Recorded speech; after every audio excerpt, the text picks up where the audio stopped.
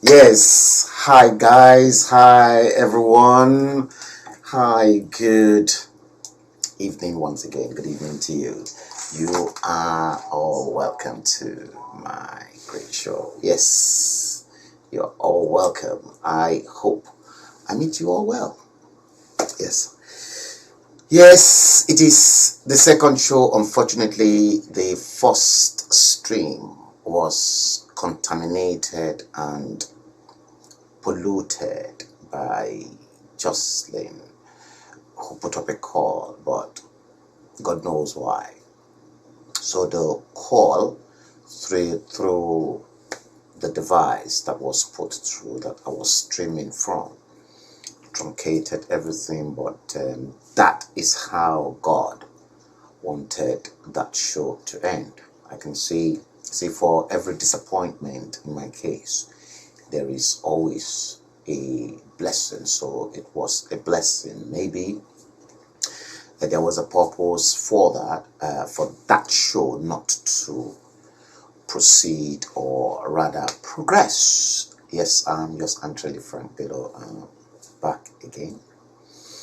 Promised back. Today is Tuesday, the 6th day of October 2020, the year of the punishment, the year of judgment.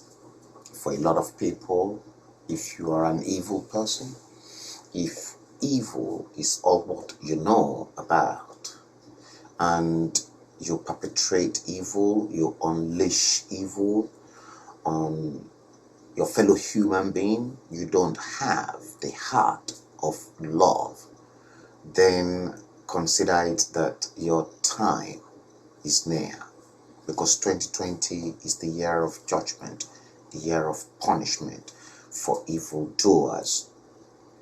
Yeah, I can see a handful. Matthew Olaiwola Oshatola, thank you. I saw you earlier on that you shared it already. Yes, I can equally support Amina Olayinka Uche World. Good evening to you. Afolabi Shegun Oreo Feni. Oreo Feni. That is a very, very uncommon Yoruba name. Oreo Feni. Oh my God. That is a very, very uncommon name. I'm seeing that name for the first time in my entire whole life. And to be honest with you, if that is your real name, or you made that name up as a new Yoruba formulated name, you know what? That is a very powerful name. Oreo Femi, and it is true. I love that. Guys, thank you all. Matthew Olaiwola, you said Lagos is a mega storm. Yes. See, this is how I intend to begin to showcase my broadcast to you. I love it, and it's a very, very big progress, and we're going to keep it that way. I've got some stuff for you, because we are going to talk about some few things. Yes, we're going to talk about some issues that is extremely tough and very provocative. Before I proceed, because the time in London is about 25 minutes to 8 o'clock today, PM, in the night, because you won't be able to know, because the studio is properly set up, illumination, everything is good, and obviously behind me over there you can see the 6 makeup, the atrocities that is in there, you know, that you can see behind me. So you can see that. So that is there to keep reminding you of all the atrocities and everything that's gone wrong in location 9. See, it's not going to go away. I'll keep reminding you, because that is the state that they've plunged Nigeria into. Yes, thank you very much. Afolabi Shegun Oreofeni. Yes, we want to look into some issues, guys. Let me just quickly put, I thought I had already plugged in the other connections to the small laptop, Otherwise, that power is going to go off. Sorry about that. I need to connect that onto it. See, the first thing I'm going to discuss with you today, we're still on that issue, the bleeding edge and the rest of it. It's not going to go away, and the need to break up location 9, Nigeria, because it's not going to go away. See, that is the main topic, and I intend to keep that hashtag so that if anybody's looking for anything on break it up, hashtag break it up, they will quickly get that. Yes, Jocelyn Noah, I thought you should be on Simon Ekpa, because I know you must have switched over.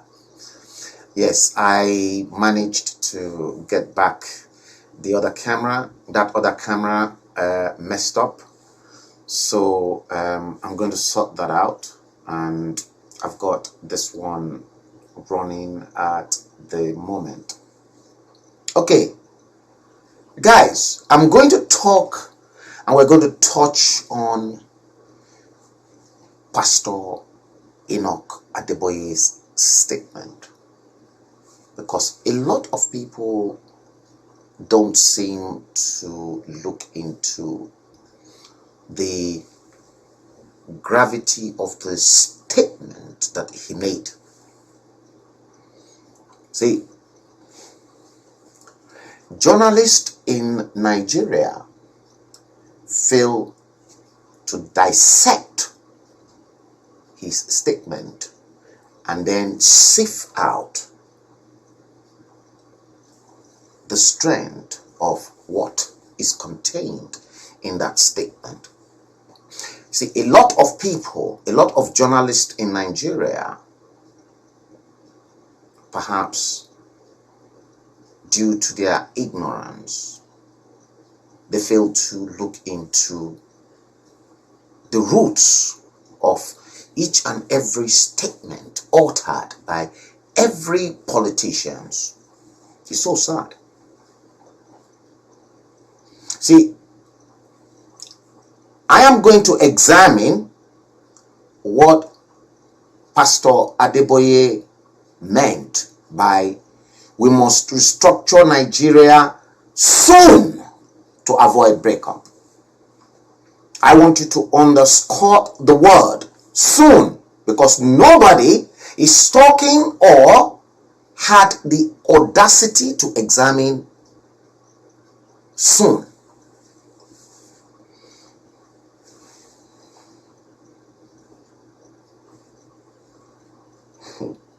Thank you, Jocelyn Noah. You see, you can see the makeup on the screen as well. The 4 pictures that has been carefully made up on the screen behind you that detailed the 60 years, 1960 to 2020, 60 years of independence, the baby whose skull was ripped open, 60 years of colonial rule, and the Abuja bombing. So I deliberately left that in there so that you guys can have a peep on it behind me, over my shoulder. Right. See,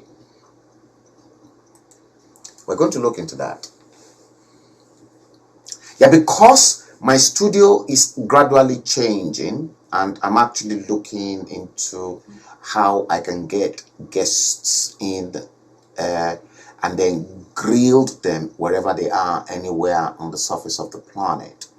Invite them, grill them, get the best out of them. I am working on that at the moment, and there is the possibility that I've got huge people lined up for you that I will be bringing onto your screen. Huge, big ones that you can quiz, and you can throw mud, you can throw everything at them. It's going to get better. But I'm not doing it for monetary gain. I've been doing this as a journalist, as a publisher, with fantastic publication. And I'll tell you, because that is part of what we want to talk about today. So I will be looking into that, the gravity of Pastor Adeboye's statement, we must restructure Nigeria soon to avoid breakup. And then we're going to go up north, northern Nigeria. And I'm going to tell you why I discovered Nigeria was a fraud long time, because I've traveled from the farthest part of Nigeria down south to the north, east, and west.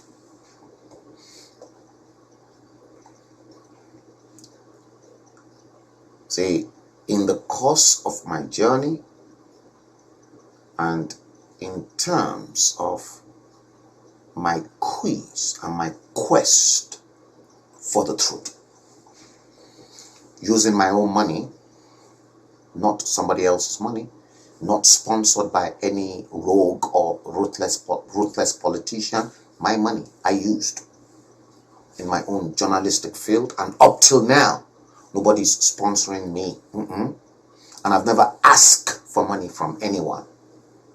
See, God blessed me. God blessed my hand.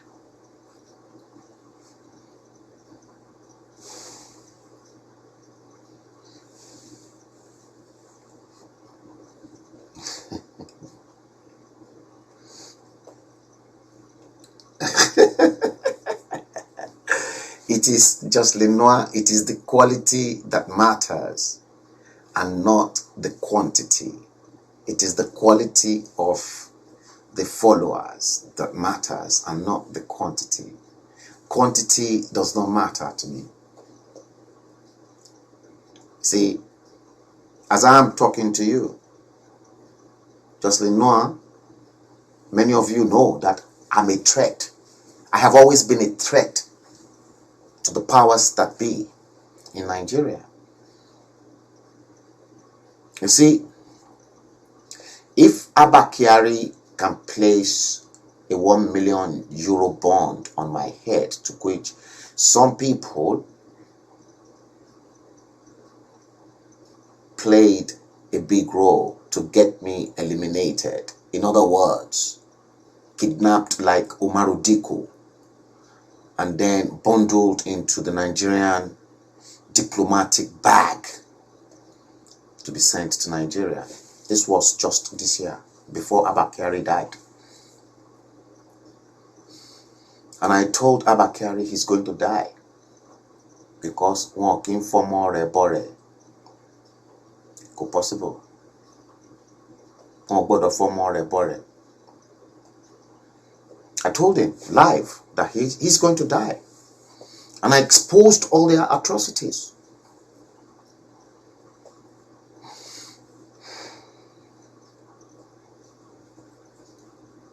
See, I thank God for my life. I'm not driven by the power of money, but I'm driven by the spirit of the spiritual source of all creation. He directs every course in my life.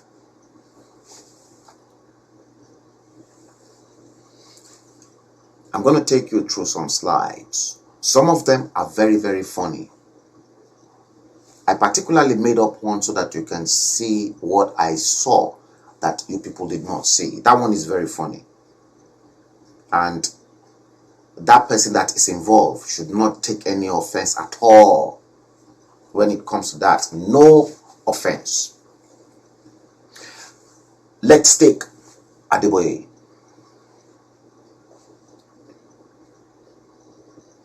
Adeboye, in the Zoom meeting that you lot know, went viral.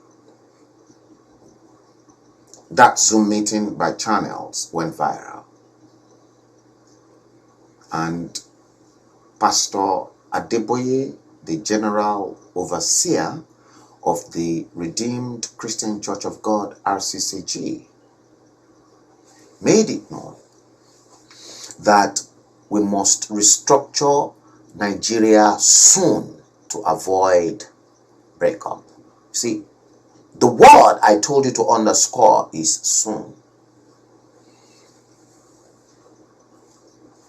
See, I was a student of publishing management and I studied communications science for 3 years. In fact, that was one of the key components of my degree. And there are some other few stuff that were tough because I told you guys that course, publishing management, was the combination of both the arts and the sciences. Because many of you don't know exactly what happens to printing stock. We call it printing stock. In other words, papers. Your newsprint, your news magazine, different grades, different shades, different coatings, different grain directions, different opacity. And then most of this stock, they react differently to inks. They react differently to blankets. And they react differently to different processes, printing processes. See, printing inks, they've got viscosity. And when we consider the fact that printing offset, for instance, is based on the principles that water and oil does not mix, because you have to separate both, and you need both on the printing plates. And for you to make the printing plates, you must have gone through different process from camera operating those days right up to the time you make plates. In other words, we call it lithographic plates. And then from the plates, then ink is then transferred onto the paper. Ink is not just transferred onto the paper, but during the process of camera operating, continuous tone is broken down into dots of varying sizes to create an optical illusion that will fool the human eyes.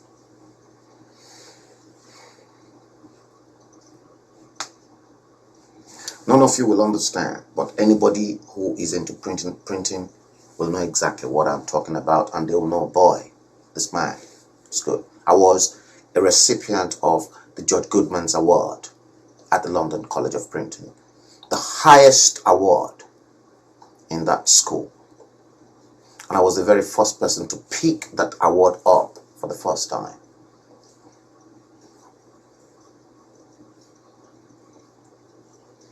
You see, we must restructure Nigeria soon. I'm a bit worried.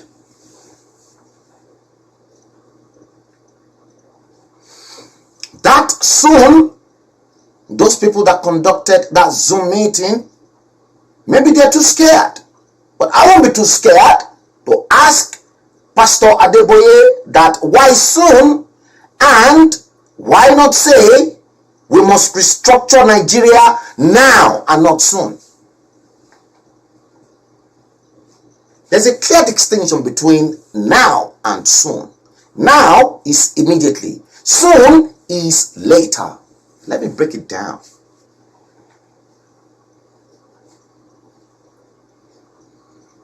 Thank you, Lamok Cakes.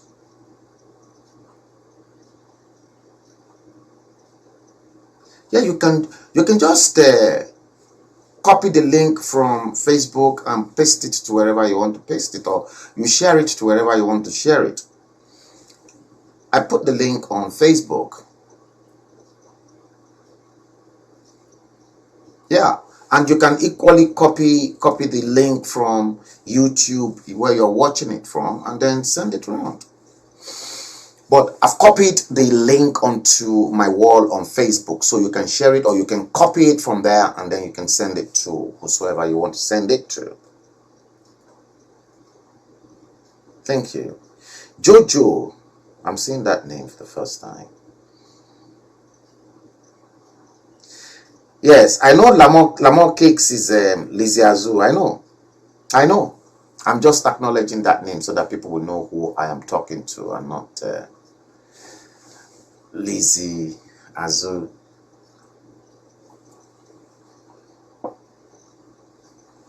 See, if I happen to be at that panel that interviewed Pastor Adeboye, I should have called Pastor Adeboye's attention to why soon and not now. Did you get it? It is soon, later. So let's brainstorm on why Pastor Adeboye is advocating for a restructure and not total cessation. Okay, he's advocating for a restructuring of Nigeria and not now and soon. Why that soon? Let me break it down. That soon is because he's got his son or his boy as vice president. And rather than use the word restructure Nigeria now, he wants Pastor Yemi Oshibajo to finish his term in the fraudulent government.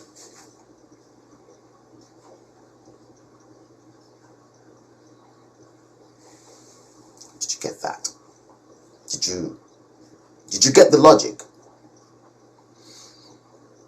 If you go on YouTube now, let me give you the task. You go on YouTube now, and then in the search engine of YouTube, even in Google will give it to you. We must restructure Nigeria soon, Pastor Adeboye, and then see what I'm talking about. Why soon? Why not now? Yorubas are agitating for their own nation. Adeboye is agitating for a restructuring. Can this mean that Pastor Adeboye and all the powers that be don't want Nigeria to break up, and that they want to provide us with alternative means rather than get our own country?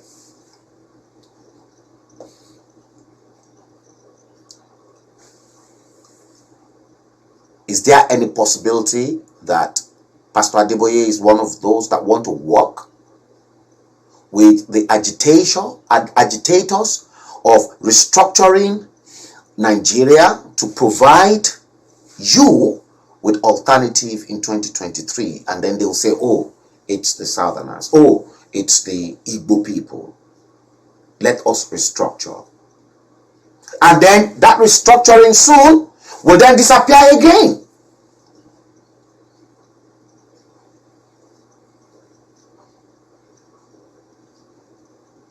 I can't be fooled. I know the way they work. I know the way they think. So, as for me, that soon that was contained in Pastor Adeboye's statement that they must restructure Nigeria soon and not now does not make me well. If other people are comfortable with that, sorry, I am not comfortable with that.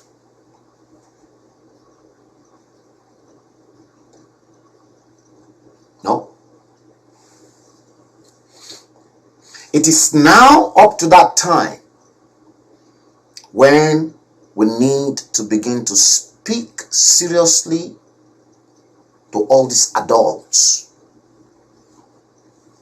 It seems the only language they understand is the language of being disrespectful.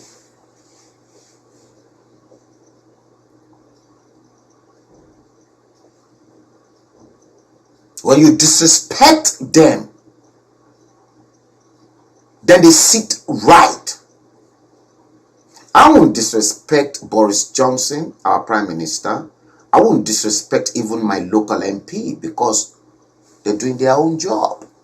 They're serving, my local MP is serving not only my interest but the interest of the people in her constituency.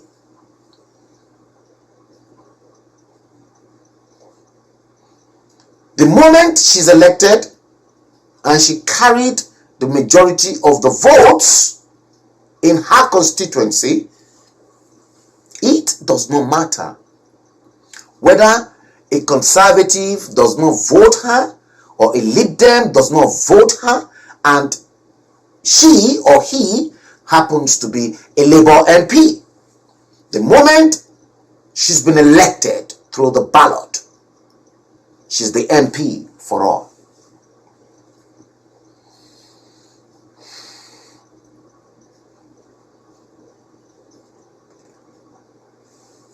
We must restructure Nigeria soon.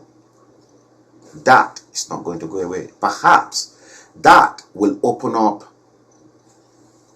topics of discourse in Nigeria for them to begin to think about, because it seems if Frank Bello don't open up their brains, they don't think fast.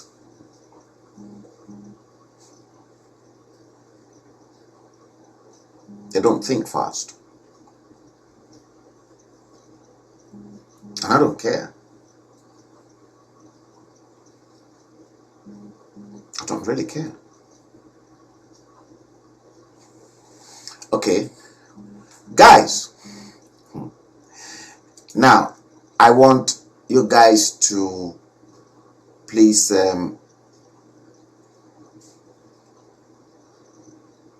should we start with the funniest part, or you want us to leave the funniest part and treat the hard one first? Which one do you want?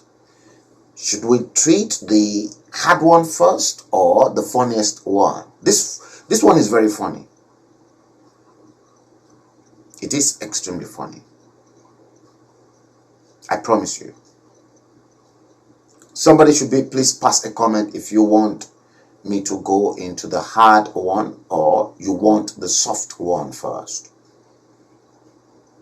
It depends. If you want the hard one, I'm going to go to the hard one because I want to show you a few things. Matthew Olaiwola, I can't see that. I can only see dots of different grades, black dots of different shades in there. Maybe it is loading, but okay, I think I know what to do. I know what to do. Yes, I can see it. Let's go into this one. Now, look at this man. See, left of your picture,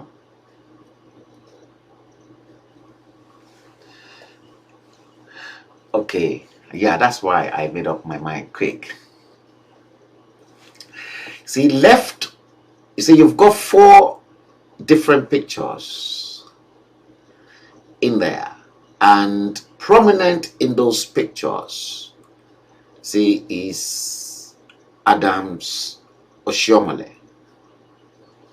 Now, the top picture on your left, if you count from the guy that was wearing that black dollar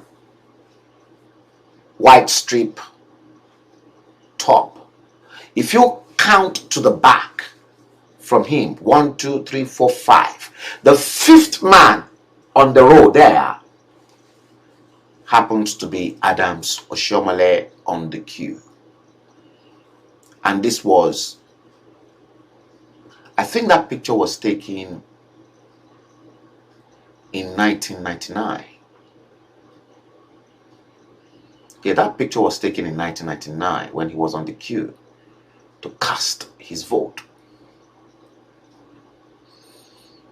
And then top right, you can see again Adams Oshiomhole to your right, receiving an award as the chief tailor in the north. And then the two bottom picture, you can see the transformation of Adams Oshiomhole when he became the governor of Edo State.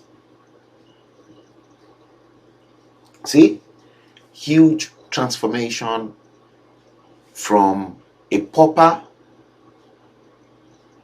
to power, from grass to grace, if I may put it, grass to grace.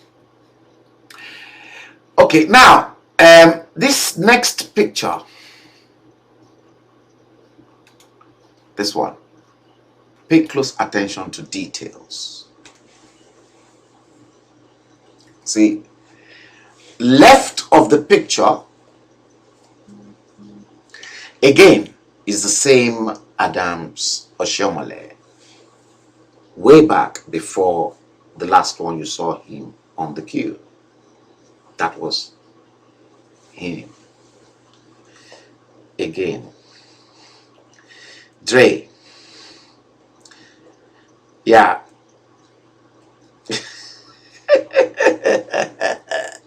Yes, you see, left, you can see him as well. Big transformation. And then look at the picture on the right. You see, the picture on the right, see, that was when he was labor leader, as at that time. See, it's been touched up. But look at his trousers and focus more on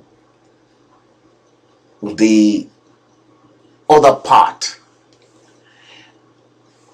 and then see his silhouette. See, I'm sure you guys, you'll be laughing. You know exactly what I'm talking about. That's why I said, would you like us to go into the funniest bit before we go into the hard one? These ones are funny.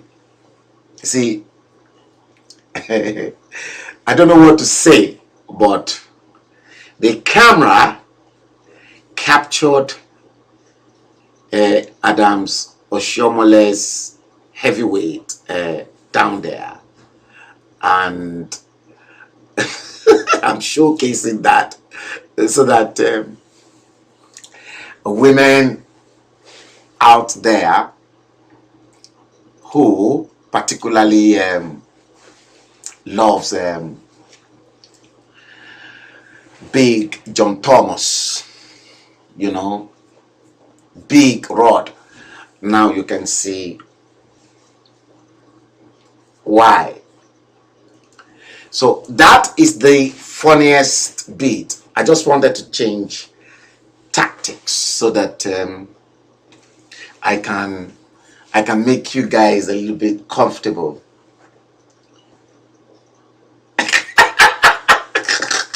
Dre, you said this man go get big bola. No wonder that girl no fit leave him. Ah, apparently, Dre, that is not what I am getting. The girl wanted, I was told the girl, the foreign Iyawo, I was told the girl wanted to run away because the girl, from what I gathered, was complaining of that same thing, that it was too big for her. That was what I gathered, Dre. Yes. You see, we'll be making this kind of...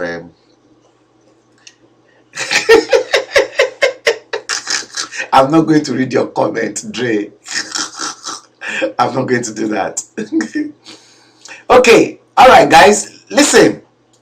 Let's go into this. Let me show you this.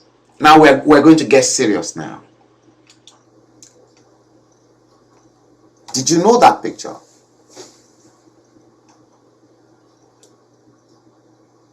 Do you know that picture?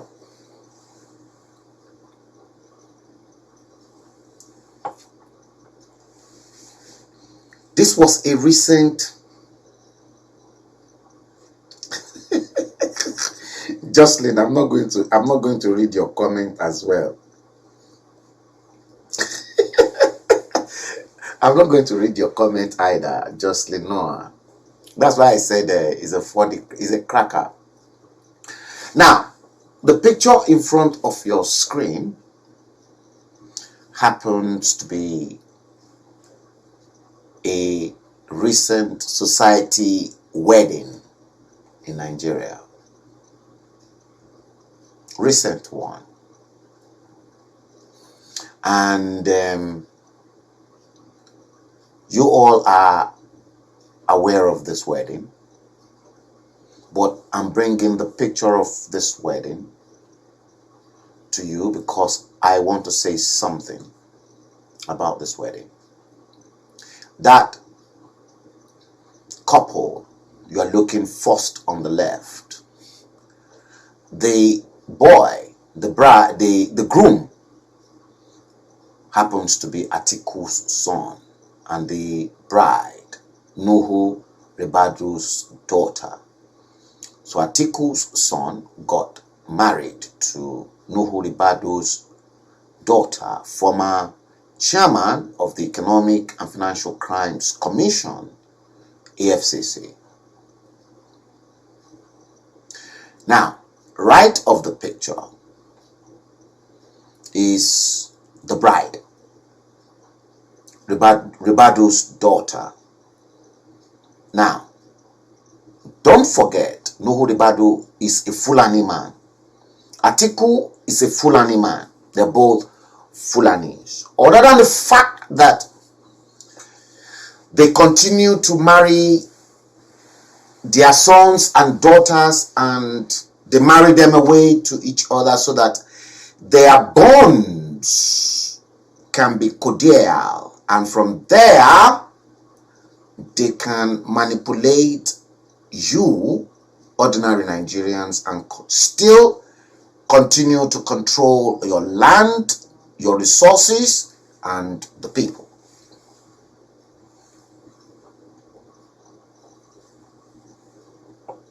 So, Atiku's son married Ribadu's daughter, and that picture of the bride is exactly what you are looking at. She's beautiful, ain't she?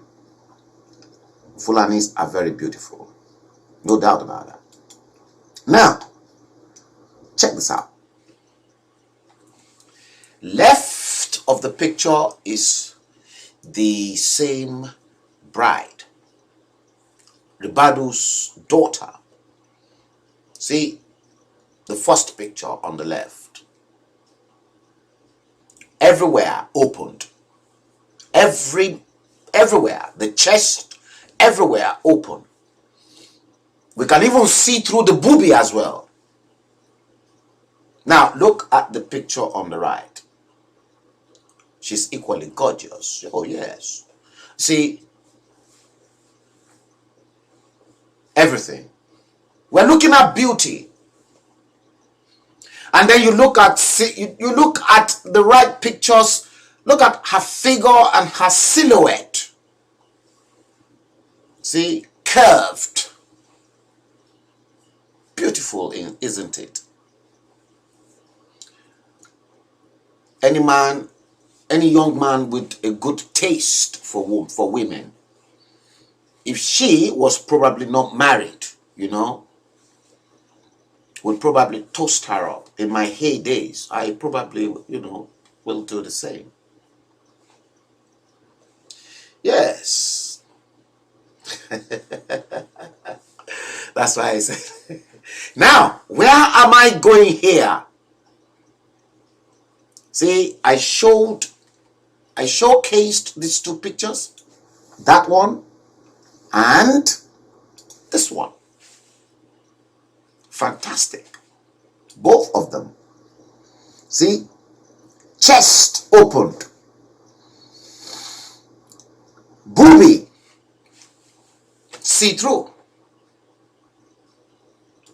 See-through booby. The wedding dress, perhaps a very expensive lace material that was used, and then transparent, because you can, despite the fact that it was a little bit lined up, but with somebody like me, we can still see through, because I'm a photographer.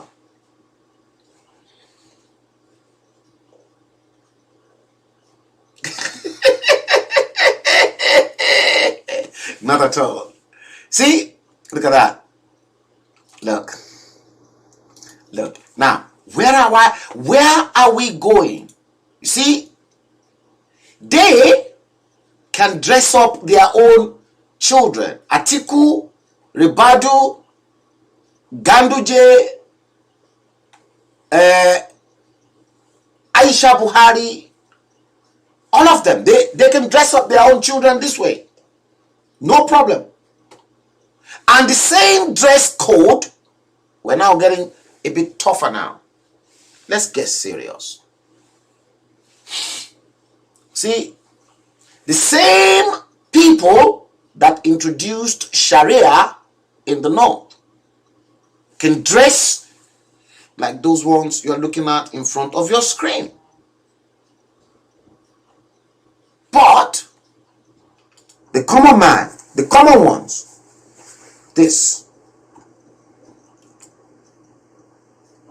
that is how they want them dressed.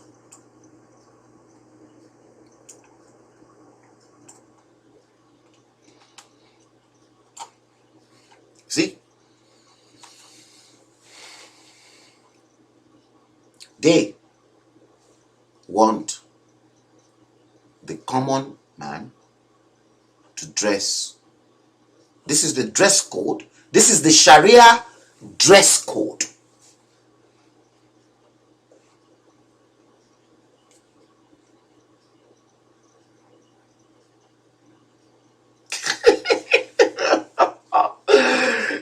Matthew Olawola said I should be careful because I can see through. Not that I can see through.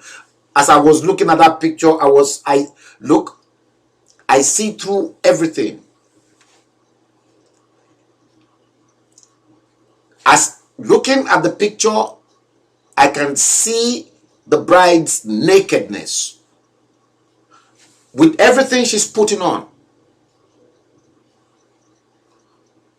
I was looking at her nakedness. But you see these ones that they are asked to dress in Sharia code like this. It's difficult.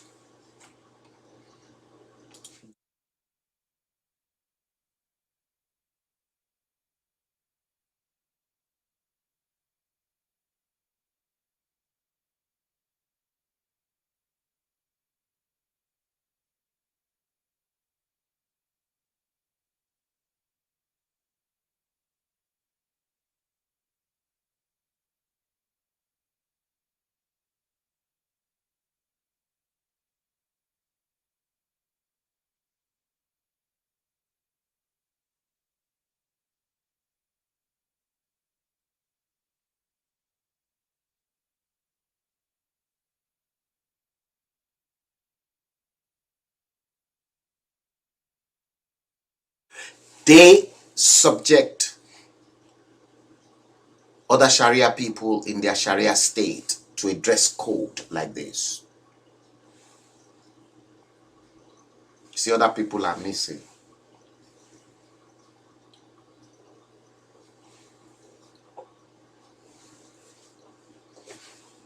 What happened to the audio? Okay, maybe I did the wrong thing. You should be able to hear me now. Yeah. See? That.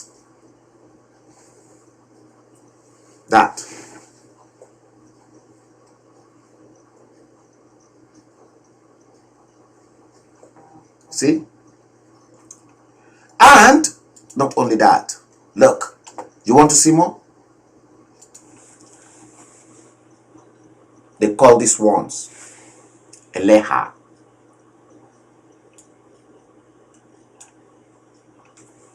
Dre will understand this one.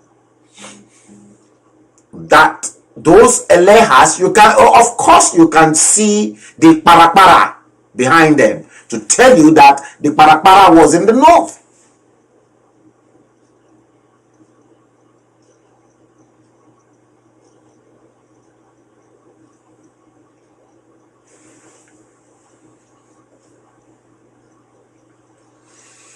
Yes, Matthew Olaiwola, hypocrite in highest places. The Sharia law does not apply to the elite in northern Nigeria, but the law is for the Almanjiris.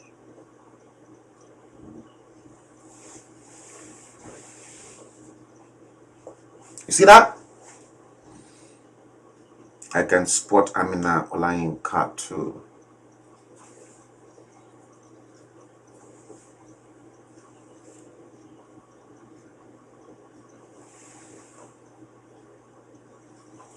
Yeah. You see? You see that? These are Elehas.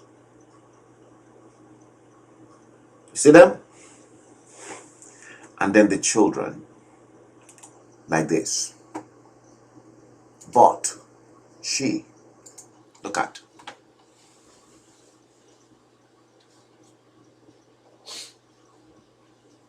See?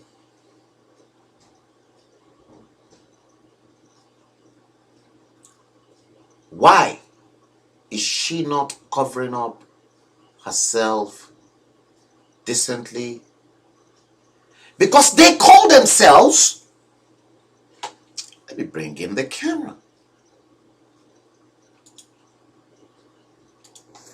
They call themselves conservatives in the north, don't they? No, the Bible consider themselves as conservatives. The Arewa consider themselves as conservatives. What is conservative in that dress, that wedding dress? I'm a conservative. I tell you what, I will never even open up my legs. My legs for the world to see. Everything about me must be completely covered up because my body is a temple of God.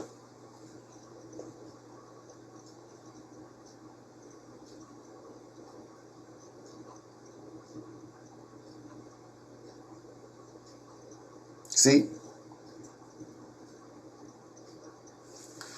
Look at that. They said they are conservatives, but if the common man, if one of these Almanjiri children should open up their body, they will be subjected to the Sharia law, and perhaps their fingers or something will be cut. I want to show you something. And I want to tell you why I knew Nigeria can never be won. I've got it here and I'm going to show you because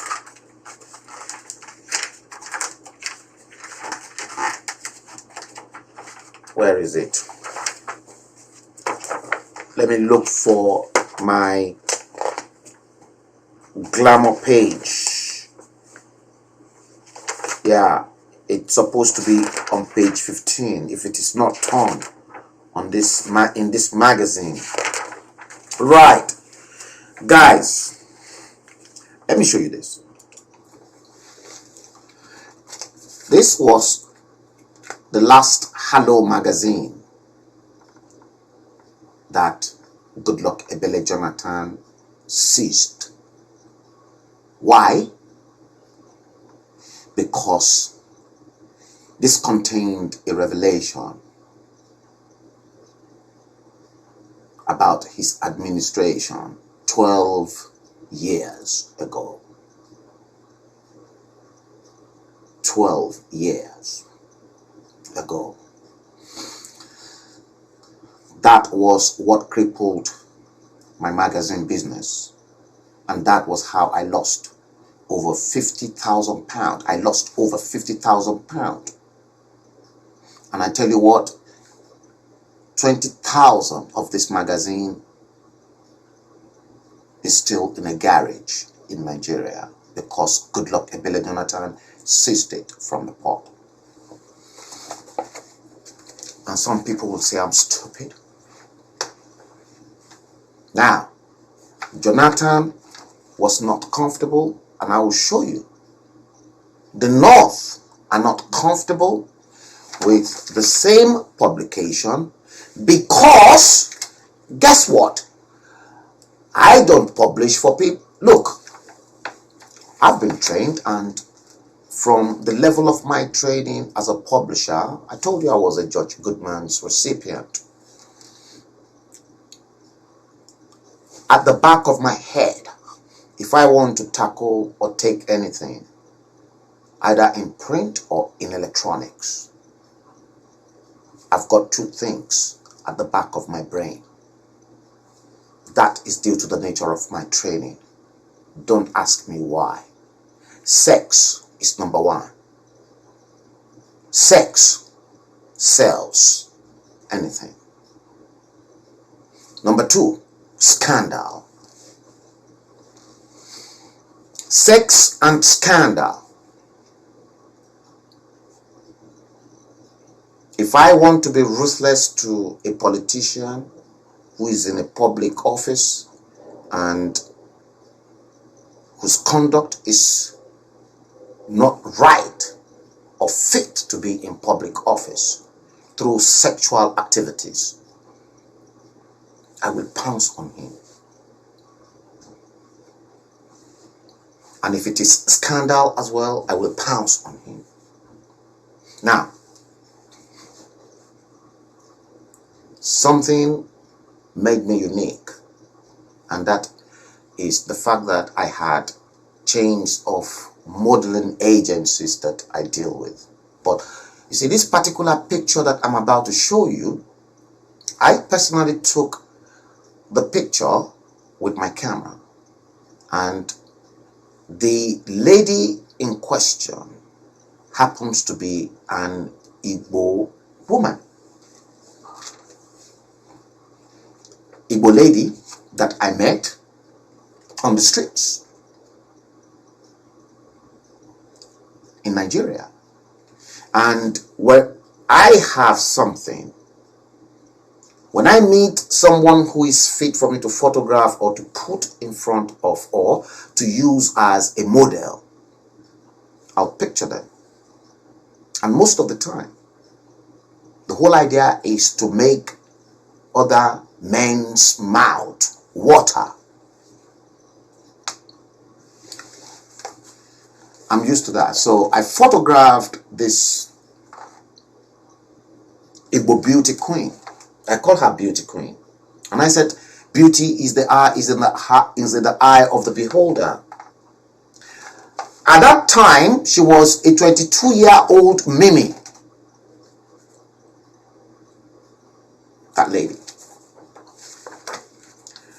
Now, this magazine got to the North because I've got that man, and he wanted it. Him problem. Babangida, no problem. He loved it. The other northerners that believed in Sharia then said, Frank, if you want this magazine to sell in the north, this is a good magazine. It is very rich editorially because it's not garbage. Loads of literary stuff.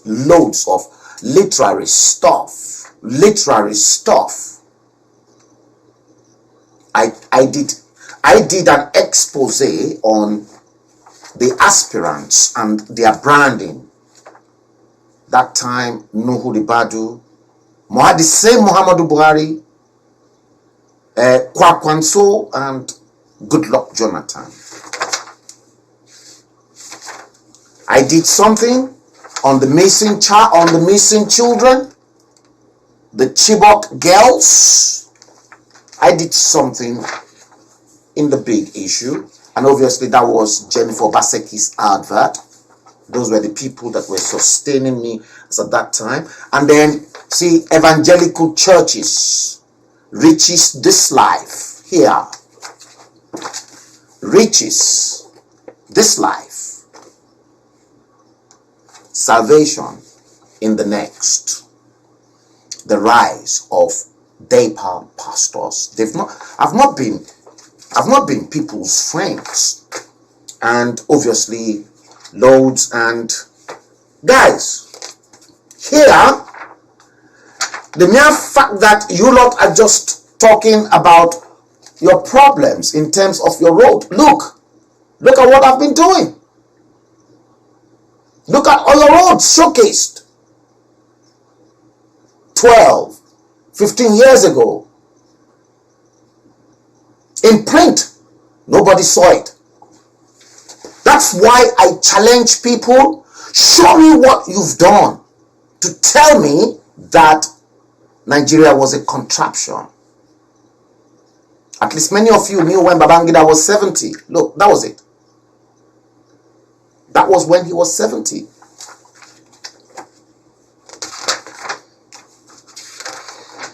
See? Lots more. Look. Images and horror of 2010. A clarion call to Jonathan, the stakeholders, the political class, and the international community. Nigeria today in 2010. Look at.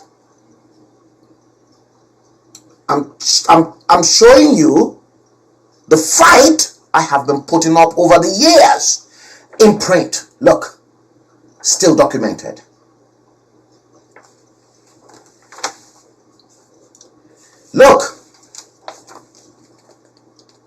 Look at the bombs. Left, right. What I said to you, thank God I've got archives to keep all those images. You can see them. They were not comfortable. Jonathan was not comfortable with that. See?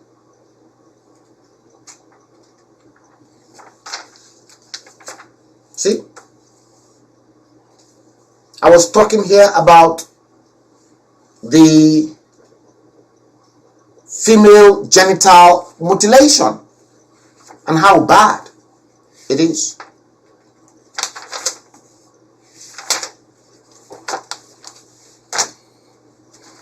They said, other than the fact that Goodluck Ebele Jonathan seized this publication, and I lost out. Other than that fact, the North were not comfortable because they believe in this dress code.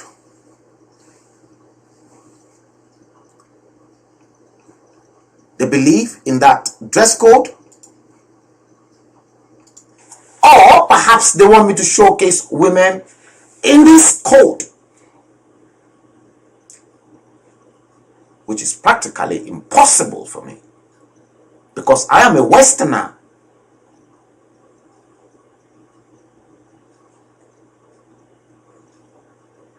I can see a handful of you guys.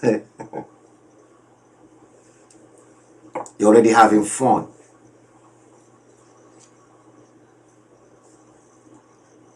You see? They, I said they, the Fulanis wanted to take control of that publication that you just saw. And they said, rather than showcase a little bit of beautiful women with their cleavages, with their silhouette, you know, they want me to showcase elehas.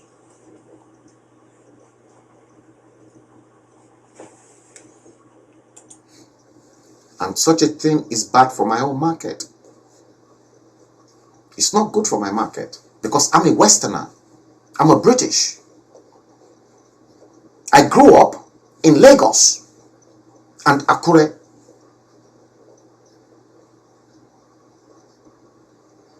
In fact, I am more Lagosian than Akure because I only visit Akure. The max I've spent in Akure is, let me see, 3 months in one go. I can decide to go to Akure every weekend. Doesn't matter.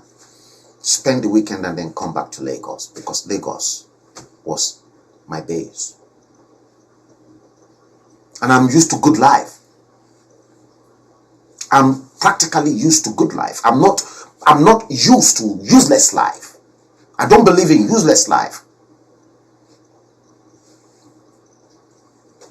And I said to them, look, I'm telling you about some people that has got serious money.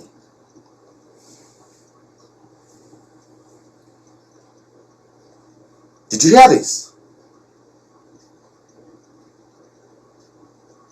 You don't want me to tell you some of those people. That's why I said if I had wanted to be extremely rich, I should have been extremely rich, multi-billionaire. One of those I met that really want to pump me up was that man that died, Issa Funtua.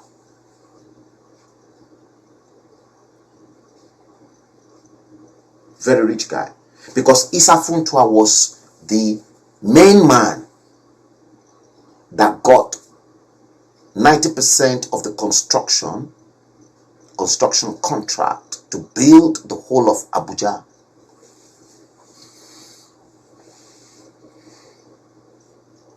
A lot of you don't know.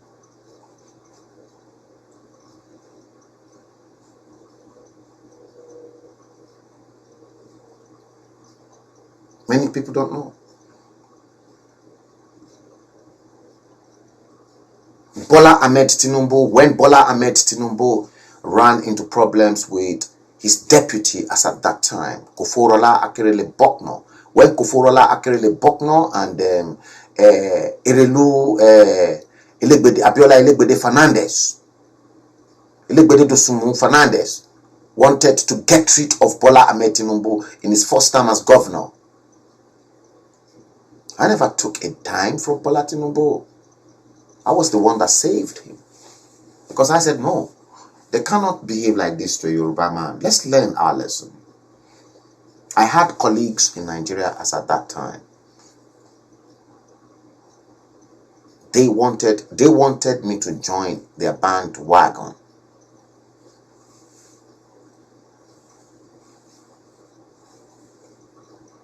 And that was why I was quickly drafted in.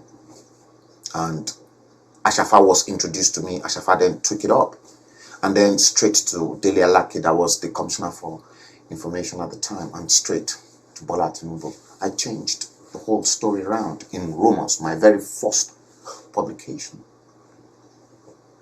I have pictures of Bola Tinubu holding that Rumors in the same publication I used to change his fortune. You should have been toppled or removed as at that time. I'm saying it because I did it.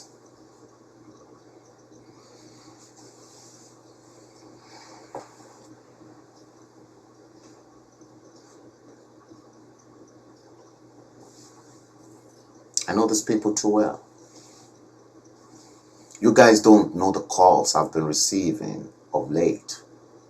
And you don't know the calls that will come later, especially with this new phase. And it's going to get better.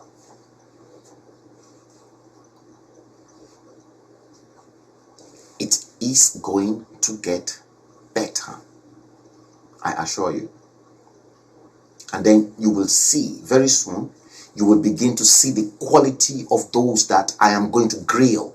I'm going to interview. Wait.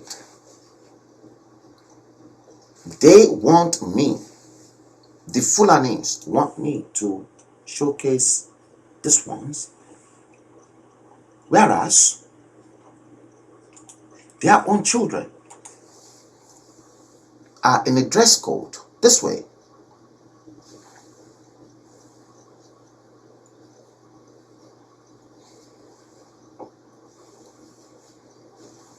Dress code this way. And of course, this way. So does that mean that the Fulanis can be westernized and that all their Sharia is a fraud?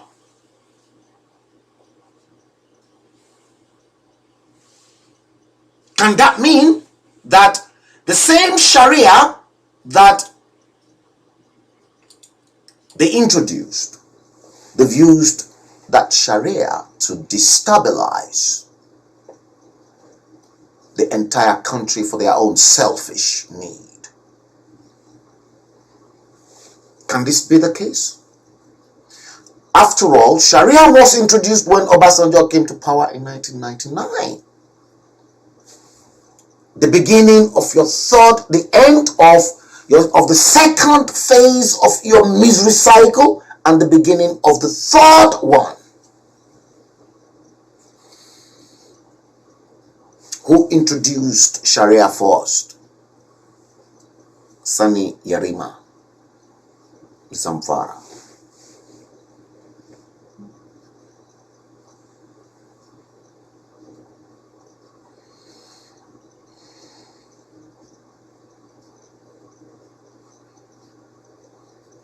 So, you see, I'm pretty sure that right now, see, I like to send signals to them. That's why I cannot be friends with them. Look, professionally, other than the fact that whether we are just normal friends, you see, anyone that wants to deal with Frank Bello on a professional level, you have to be professional. If you're not professional, and if you deceived me, and I discovered that you cannot measure up to that professional standards and the ethics of the code of conduct of being a professional, I'm going to shut you down.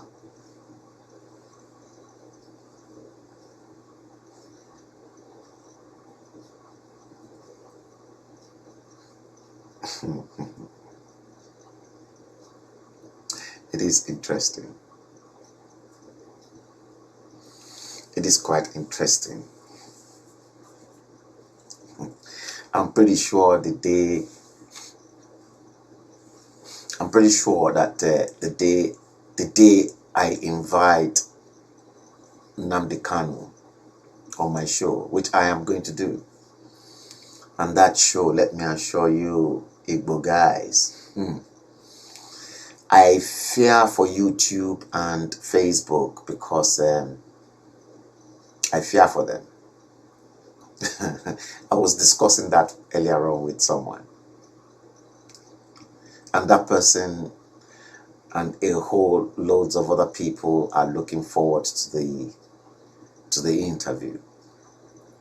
I'm not too sure whether to do Mazi Nnamdi Kanu first or put both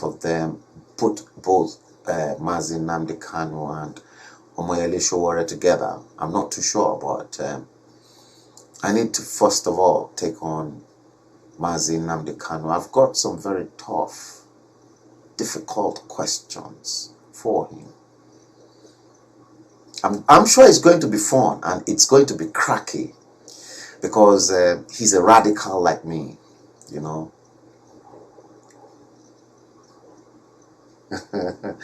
Jocelyn Noah said it is long overdue.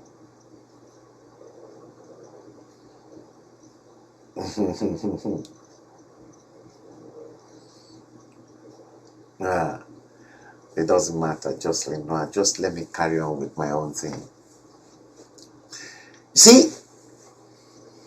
You see that? Not many of you were expecting this, and the fact is that both Atiku Abubakar, the bride, and Nuhu Ribadu, they won't be expecting this from me. They won't. They won't be expecting this. Because how on earth can Ribadu, a Sharia man who strongly believes in Sharia, and at the same time, they've got the likes of the other governors, at least Gandola too will be there. Many of them will be there. And they were just looking.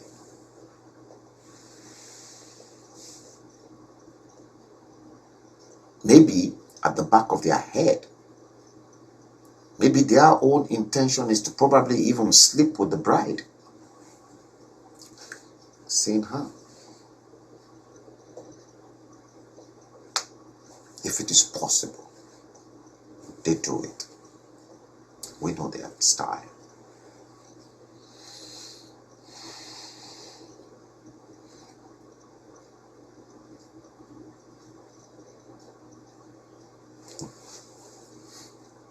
See, you see the fraud in the north, inequality in northern Nigeria, the same inequality that they plunged their people into, those children, the same inequality they plunged their women into, that is the same inequality that they want to plunge the whole of Nigeria into. And that's exactly what Muhammadu Buhari and the elites, they've been doing since 2015. That's what they've been doing.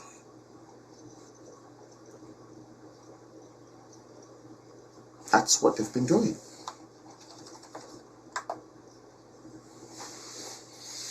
See, it is so sad that in the same northern Nigeria, they've got Sharia law to which they cut people's fingers, people's hand, people's leg for stealing. But Gandola, with well over $1 million in bribe that he stole from the state government through contracts, can get away. Is that not inequality in the same country that was meant to operate one single legal system of government? Is a fraud.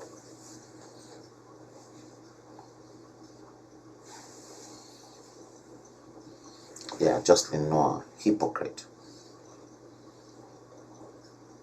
See?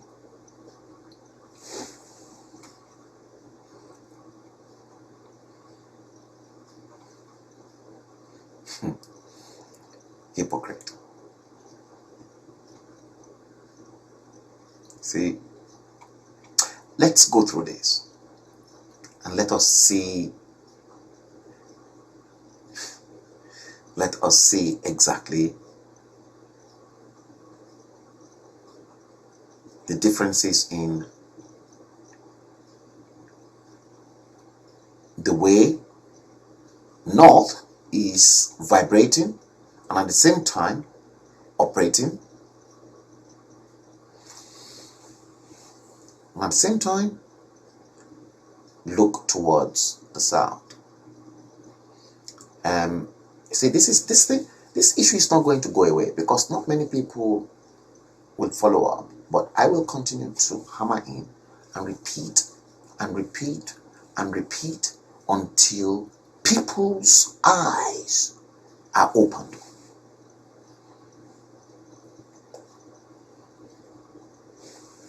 Now, let's go through this once again. Look at this. Kai! Ada kabar dawa hagu ana ta dama mu je.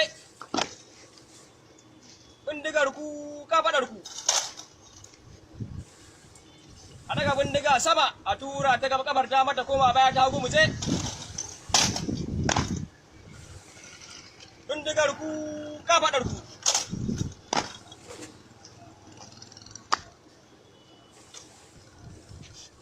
Daya sifili uku biyar shida Mansur Bala. Makarantar horo sa ta 'yan sanda da ke Mina sa a takaice. Na zo neman izini domin ka duba lafiyar 'yan sanda da tsakansu yalla bai. Bindigar ku ƙasa.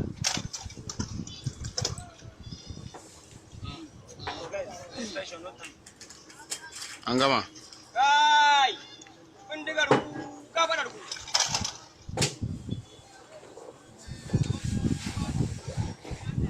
A daga bindiga sama a tura ta kafar dama ta koma baya ta hagu mu je.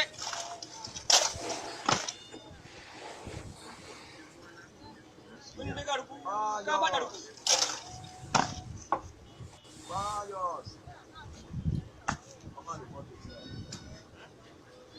Na zo ni in izini domin in jiya da 'yan sanda zuwa gidan hutu yalla bai.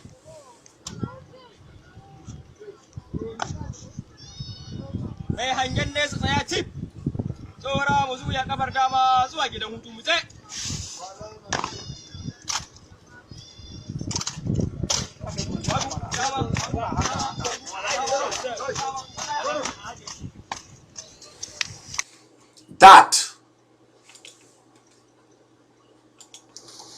That, guys, is the Nigerian police force training in northern Nigeria. The police force training in northern Nigeria is exactly what you've just seen.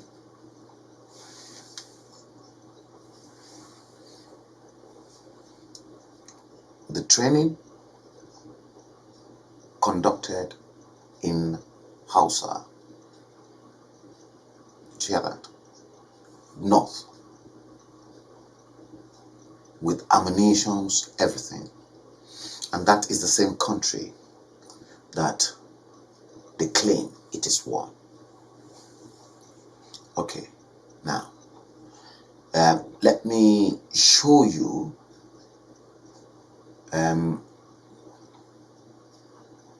their training in the way they train police officers in the South. The very first training that they will encounter the moment they report. Listen. Remove your hands. Remove it. Remove it. Remove it. Receive sense in Jesus' name. Amen. Receive sense in Jesus' name. Remove your hand. Receive sense If I in see you Jesus' smile name. inside this video, Receive sense in Jesus' touch name. am. Receive sense. Say amen. my friend, Hey, say kabosh. Kabosh. Receive sense in Jesus' name. You want? Receive sense. Receive sense. You want to be a cadet, ba? Receive sense. Want to be a cadet? Want to be a camel? Answer. True, yes. You want to be a cadet? You want to be? You want to be a full Remove your kit? hand. Remove your hand. See you, dey touch am. cancel, cancel, you start Cancel. again. Start am. You see, that is their training. Now, is that acceptable? Is that acceptable?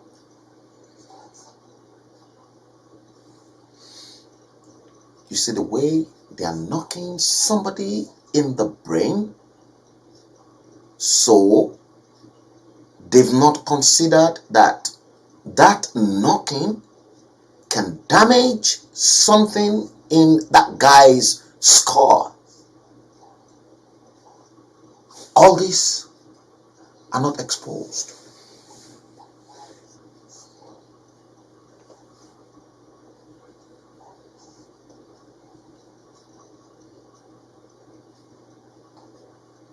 Yeah.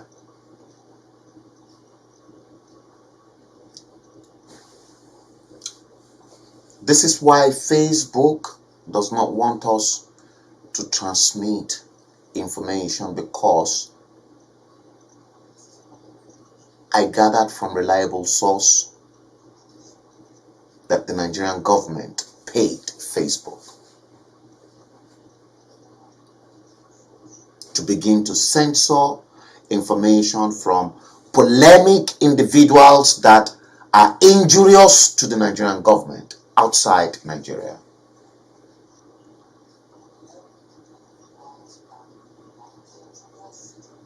And I tell you, Frank Bello is Nigeria government's number one enemy outside Nigeria. I'm number one enemy now.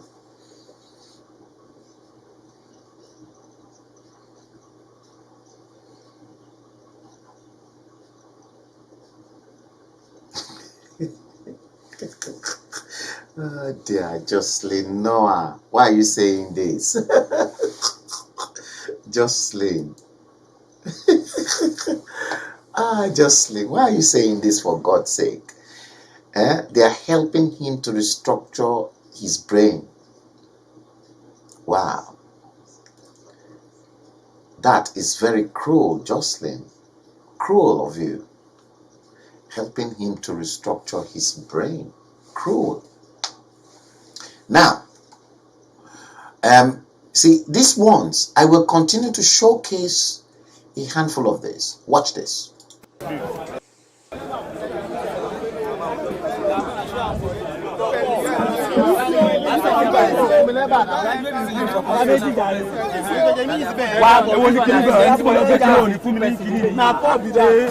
It's amazing. I mean, what you see here, this scene is very, very, very amazing. What you're seeing here now is you have 50 people to one bowl of, well, it's called eba locally here in Nigeria, one bowl of eba, and then a bowl of soup, not very small, very, the soup is so small, and then you know the funniest thing, 50 people to one fish. 50 people to one fish. Just take a look at this. There you can see the fish. There you can see they're sharing the fish. Now this fish, it's just one piece of fish now will be shared among 50 recruits. 50 recruits to one fish. Quite amazing.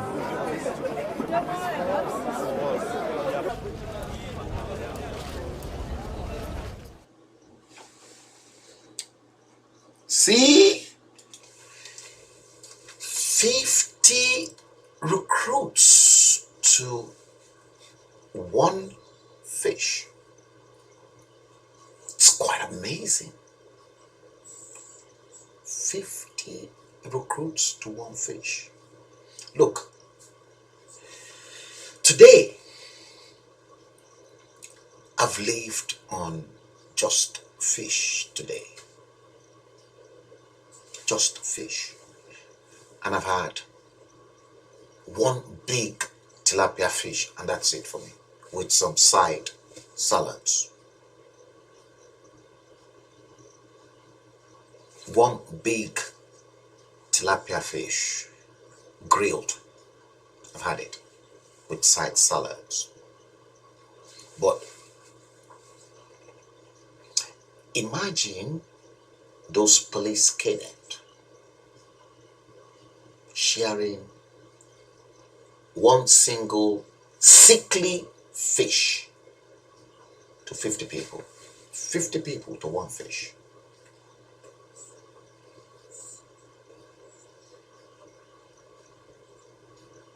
Yes. Matthew Olaiwola. Yeah. 50 people to just one fish. Unbelievable. It's gonna get worse because I deliberately kept all this on the fire. Check this.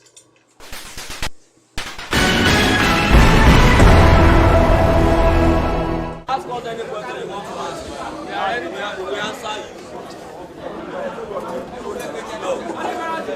It's only one head is for 15 minutes. Shift. No, don't worry. Check continue. Now, but 50 is rice. What is Jamie? Open there, let them see the rice. You can see, don't worry, continue. Look at the soup.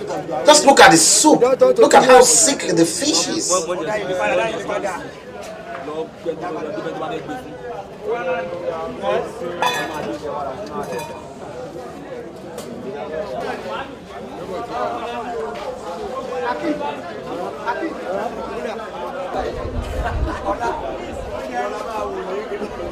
Let us sit up. 50 people, 50 people. Oh, yeah, connect your food. Let me eat now. Ibrahim, I'm finished. Make you reach me, 10 people. I never go. Let the rice reach me.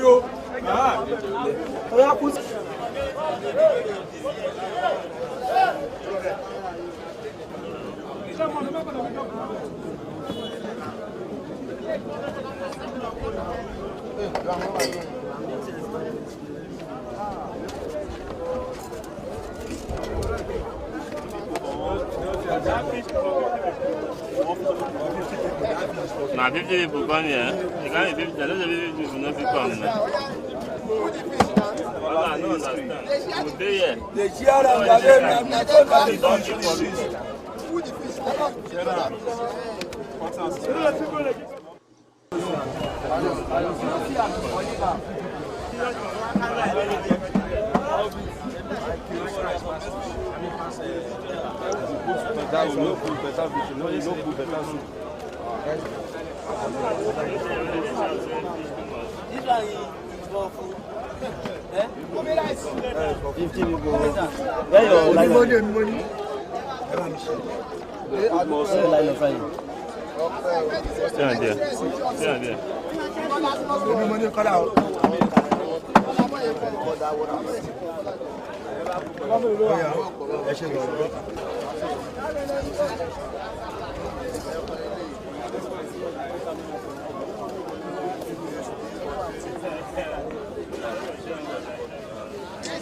Look at that one. Look at him. The camera is going to it's going to look into the camera now. Look at, oh dear.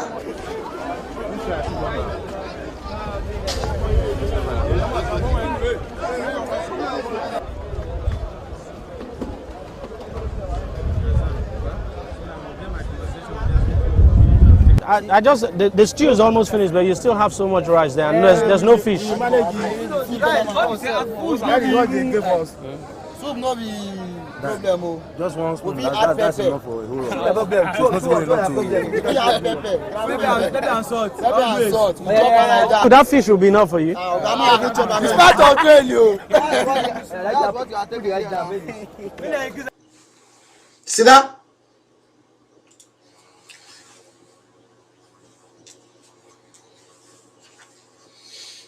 See that? The rot in the Nigerian police force. And the Inspector General is living large. The Deputy Inspector General of Police is living large. All the commissioners of police are all living large.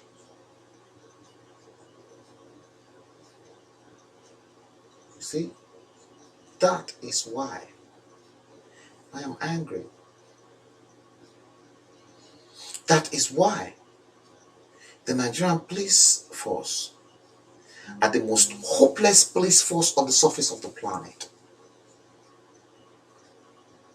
The most hopeless. That is why they are like that. Let's speak truth to the powers that be, because the powers that be in Nigeria are completely hopeless and useless.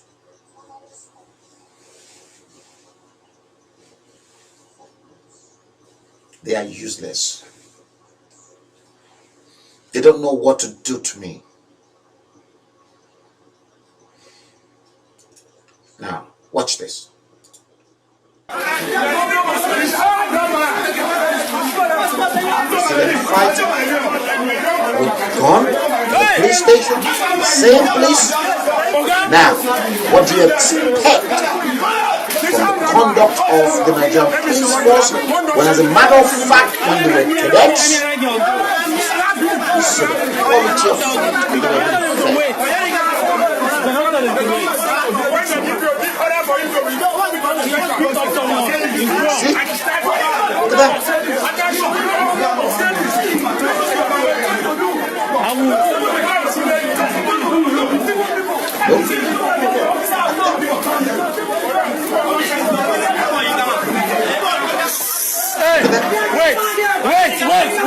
Wait. Oga, leave your God. Leave your God now. The Nigerian police force. The Nigerian police force. What do you expect from your force? So, if those police officers can be dragging gun in the hands of their colleagues inside the same police station, now what made you think that your life in Nigeria is secure and it is safe in the hands of the police?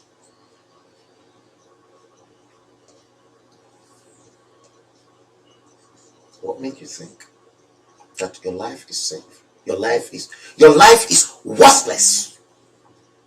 The life of any Nigerian in the hands of the police officers that were meant to protect them is worthless. And that is usually the thinking of the black race, because the black race are cursed race.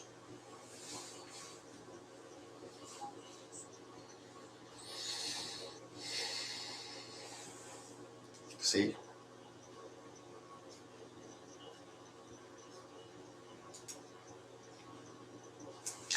This one will shock you.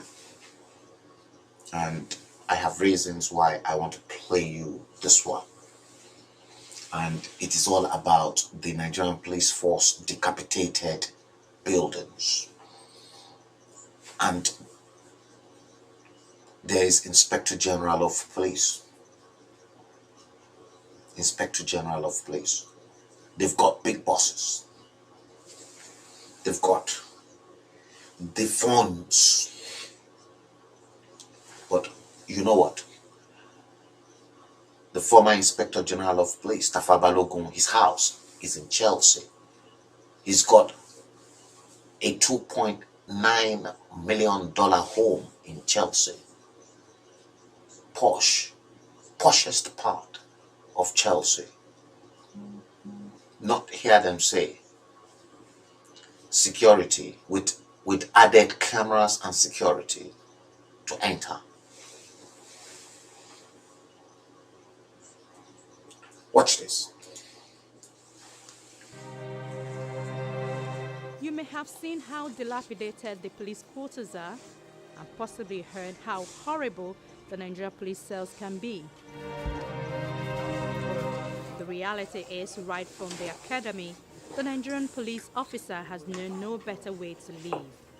It is hard to believe that the policemen that are not only the first line of defense, but often the last line of defense for us as Right from the academy at night, are expected to thrive in an environment that is as challenging, and I choose my words carefully.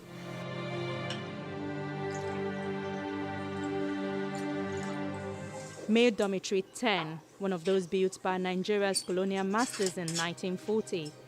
Today, its windows and doors are damaged with no plans for any repairs. Meanwhile, the recruits will spend 13 months of their lives in here. built by colonial masters, still in use. Inside, it is hard to believe that a young man who signed up to serve man and country will end up in a hostel in the state. No electricity here, and the occupants point out bloodstains from bedbug bites, but they're still delightful. At least their floor has been plastered. There are worse dormitories.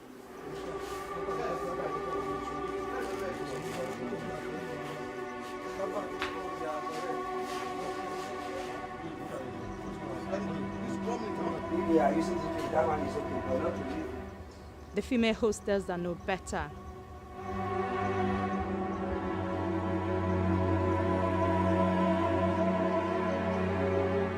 And when it comes to answering nature's call, here is the toilet and this, the bathroom.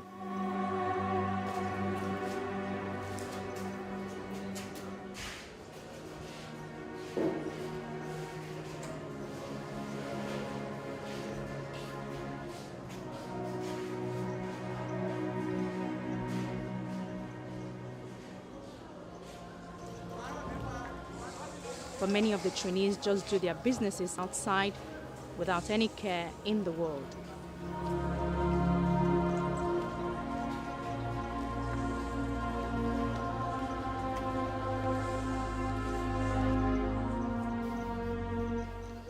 At the end of their stay here, each is expected to serve and to protect the citizenry. This is southern Nigeria. Change is the only permanent thing in the world. And when you talk of change in terms of attitude, the mannerism and behavior pattern of officers and men of the police, you cannot get that except you give the right training and retraining and capacity building. So that's why this project is very key, and I'm passionate about it. But the major lesson they have learned here is that no one cares how they fare. Ayola Kasim reporting for Channels Television News.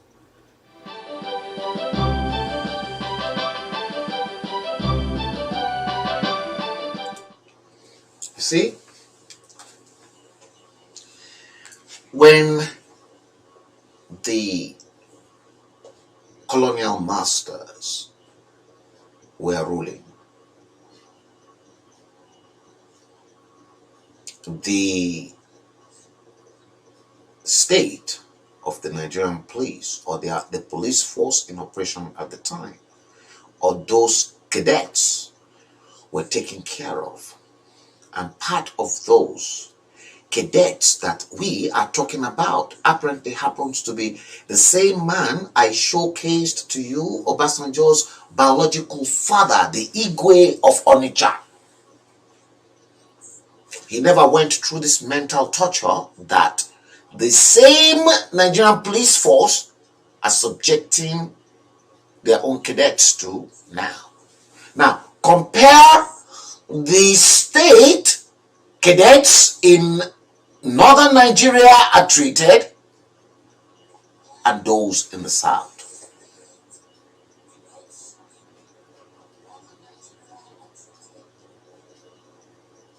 Compare.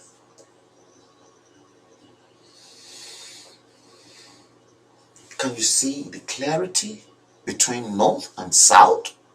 What about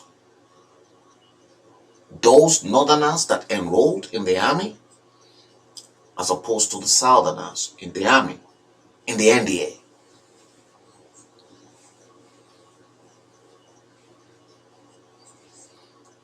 Have you thought about that? Have you thought about what they have to go through? And in the same north, you find out that Atiku's son and Nuhu Ribadu's daughter can get married, and the bride can open up all her chest only for the other people in the world to be able to gaze through her private parts on camera. Not physically, on camera. Because the picture is there. Some people can still gaze through.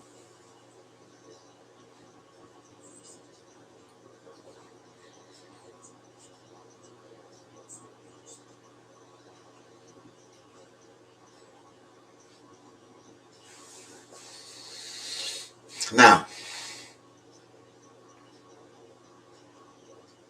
as opposed to the Nigerian police force and the fraud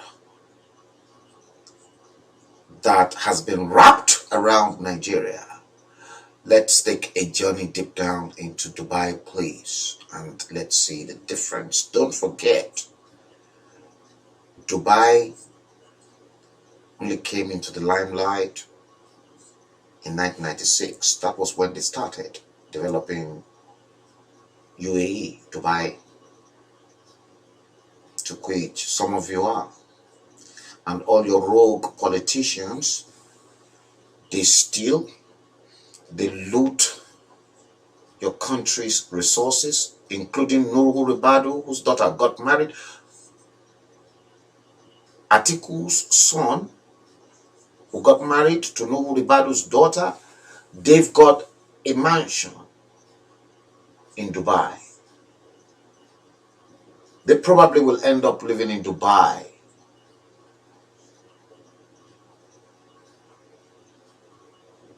And not in that shitty whole place.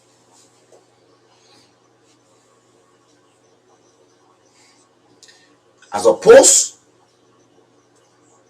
to what you saw. In fact, before we take the journey and the ride to Dubai Police Force, let's take this quick trip and then check out the Nigerian police. Check this out. You know, make it a go. Banka or worker. Ko ina babanka ko baje my ko baro banka. Na me they give 100 naira. I dey see oga look. Don't go see oga look. I don't follow you talk. 100 naira my own. Go back. See, go back. I want my software go back. 100 naira. If you want to do anything, make you do it. I don't allow you. If you what's the problem? I want funny kini kilo se. Only traffic offense. Also what? Kilo ma try like this. Ṣé yóò wá bá mo dẹ̀ abá ṣé mi tí mo sọ̀rọ̀ ṣé o ní o fẹ́ máa lọ́dún kìíní. Oya action oya kilo fẹ́ máa I don't know for your man o but I just they call me you get the issue when they call me for I come dey reach I come see him again with police I come dey ask him come dey tell me say traffic offence. How you take me traffic offence I come dey follow you talk make you leave the man. They be my member for more year. Na more year they say they work. No be say no dey come here, come dey collect money on Friday. You come dey stop it. No, to me I look at how. You come dey stop my people again. I come dey follow you dey talk. The guy don't get money, don't hold him for somewhere, collect money from him. That's why I live on my own work. Won't go meet him for the place. I can't reach. I go to make collect the money where they in hand. Even though if it is me, I will not pay anything. I swear to God. Oh, yeah, okay, you can reach there now. You can reach. You don't call today for that side. I don't collect ticket 700 today. You don't collect ticket 700. You will still pay for that ticket. You can give you. And you will pay for the owner of the bike. You can give you maybe collect that one and take back something. You can change it. How much are the changer? No grip for now. Talk the money or the changer. How much are the changer? Egon. How much are they don't know me for money? How much are they? Sorry, sir. Sorry, sir. How much are the change and make you give me? Oh, yeah, sorry. I go Anything, give it correct or liver. I mean, say liver. This is useless. Amusu. Yeah, useless Amusu. Do you know the meaning of Amusu? Idiot, Boben. It's okay. No, buy my food your way. What's your way? Buy my food. Liver. No. Now, got the full talk.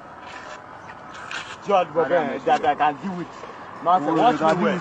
You know the look face. You know the look face. You go where? You are the rich man. See that?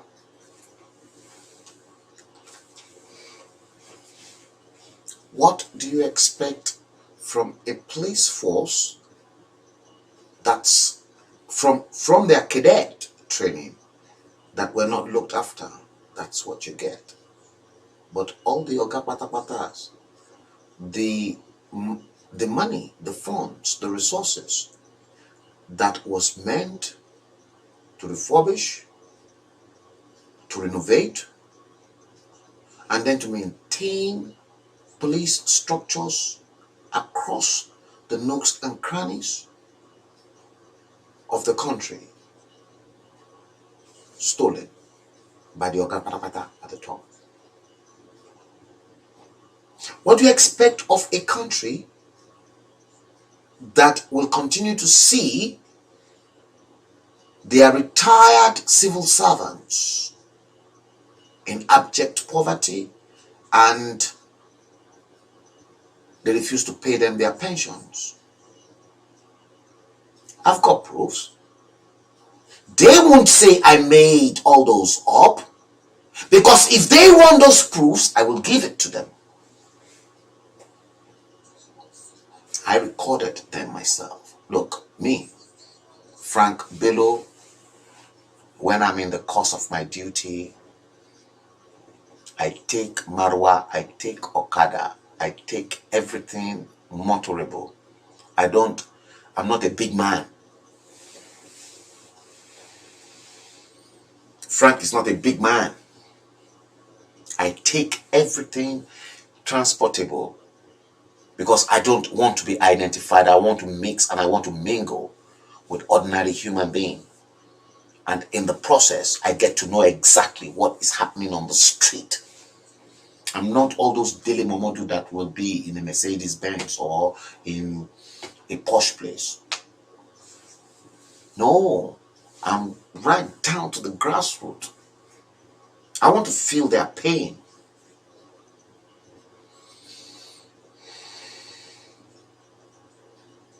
Yeah. As opposed to Nigeria police force and the fraud. Now, let's take a different journey to a country that started their own developmental path in 1996, Dubai in United Arab Emirates. In 1995, Dubai was a desert. And many of you, and Atiku and the rest of them, they never knew that they'll go to Dubai. They were focused on Europe, England, and America when they loot their country dry. And suddenly, because the Western world changed their laws after 9/11, then the new destination for Nigerian rogue politicians then became Dubai.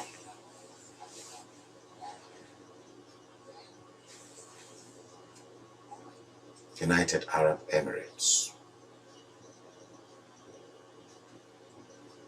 Watch their place folks, in action. Here we go.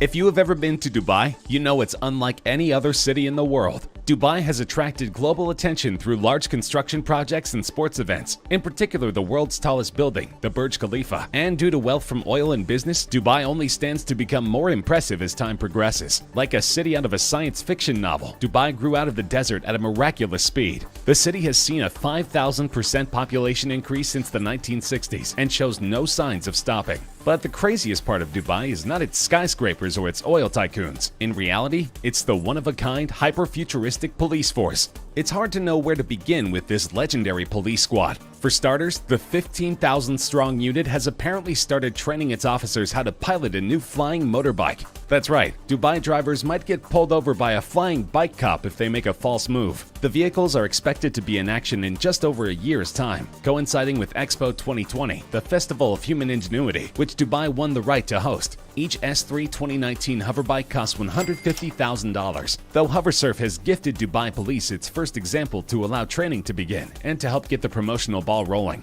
The two parties signed a partnership agreement in late 2017. Based on a prototype previously made from aluminum, the body of the electric vertical takeoff and landing bike is a one-piece carbon fiber composite, which both reduces the weight and adds structural rigidity. The new curb weight, now just 253 pounds, means HoverSurf has been able to install a more capacious battery discharging 12.3 kilowatts as part of the S3 2019's hybrid powertrain. This also allows the drone, restricted by law to a 96 km/h speed limit and an altitude of 16 feet, to fly for up to 40 minutes on what the company calls drone mode. And while the flying motorcycles put the Dubai police force in the headlines recently, this isn't their first foray into exciting vehicles.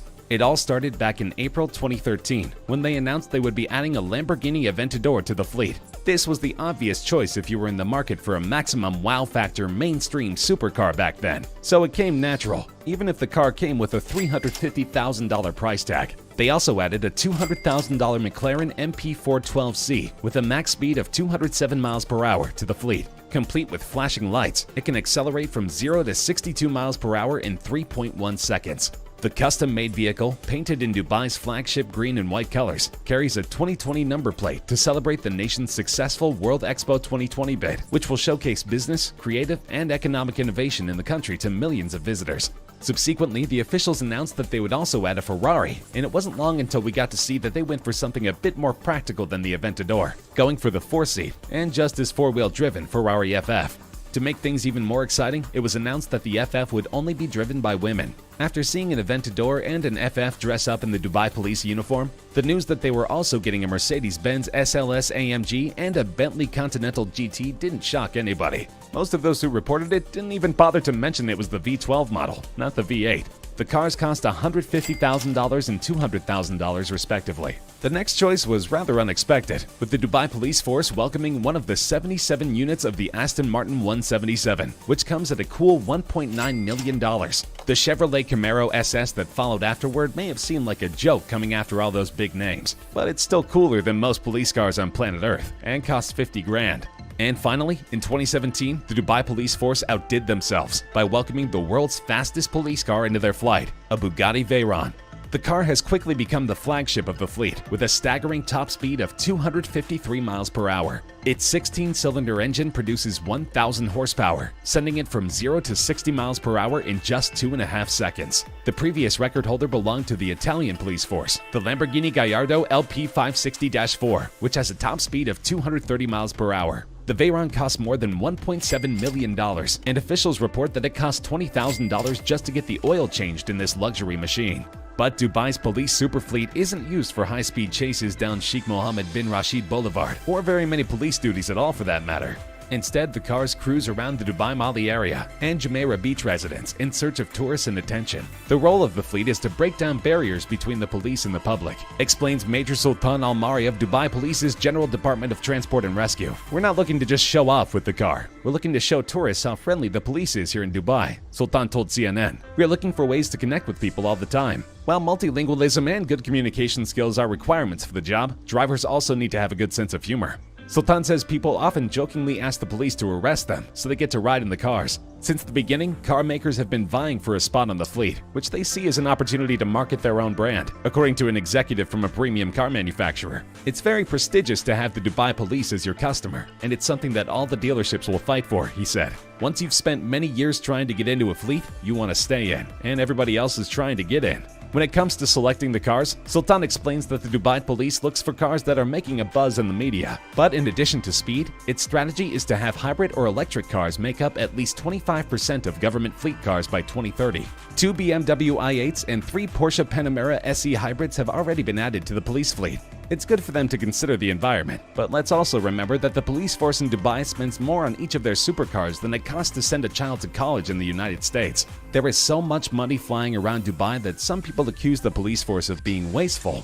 In fact, a general in the Dubai police force makes only about $25,000 a year, and a cadet only makes between $10,000 to $15,000 a year. Needless to say, even if the police force pooled all of their salaries, they couldn't buy any of these luxury cars anytime soon. However, the Dubai police force strives to be the most progressive of all Arabic police forces and aims for high education standards amongst its personnel. The force was the first to use many new law enforcement techniques, including electronic fingerprinting and DNA testing. The force was also the first to use GPS systems to locate stolen vehicles. The force has announced that it plans to deploy its first robot police officer by May 2019, and that their ambition is to have 25% of the force consist of robotic officers by 2030, as well as to operate a smart police station that won't require human employees. In addition, the force was the first to create a human rights department, as well as the first to employ a community policing program.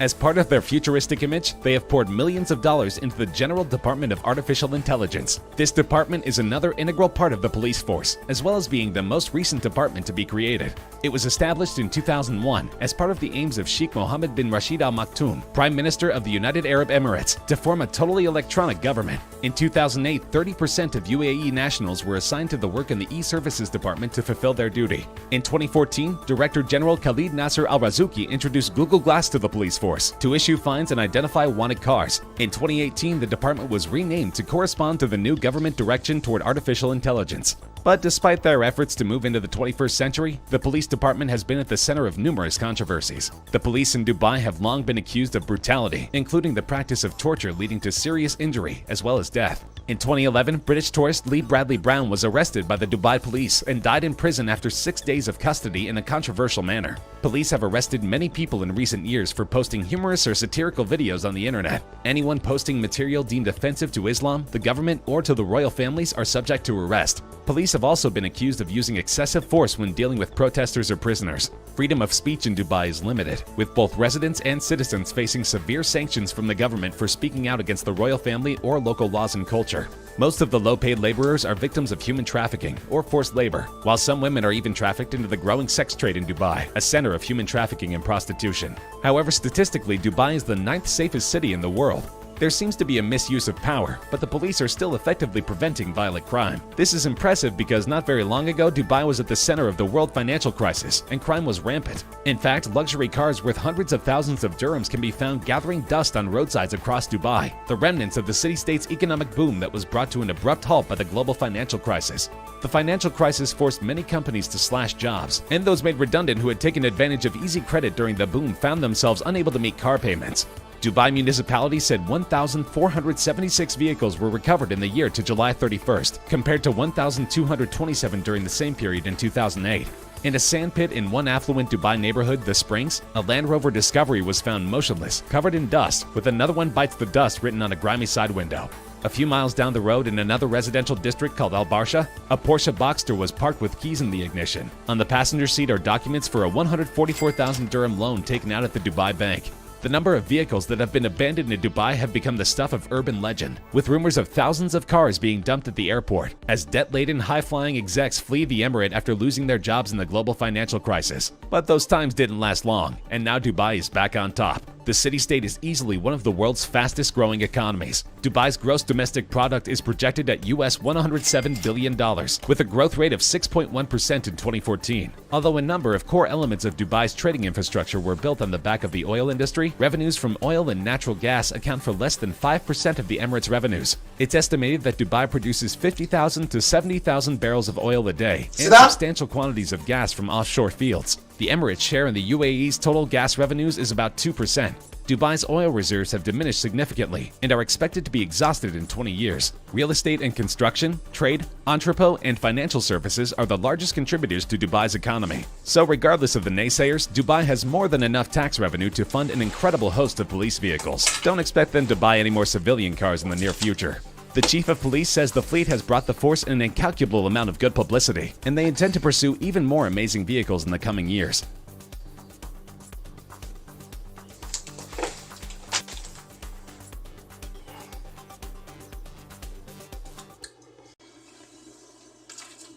Guys, what have you learned from that exercise?